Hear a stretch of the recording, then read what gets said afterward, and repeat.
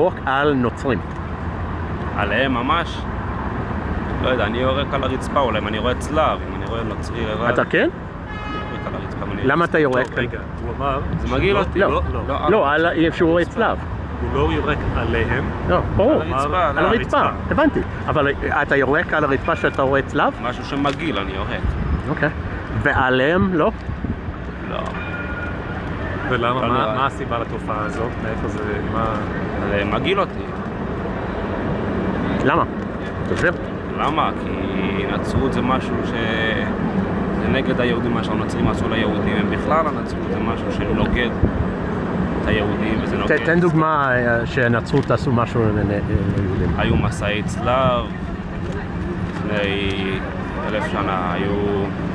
לא יודע, אני לא מכיר היסטוריה יותר מדי, אבל אני יודע שנצרות זה משהו שלא שייך אליו. האם זה בסדר?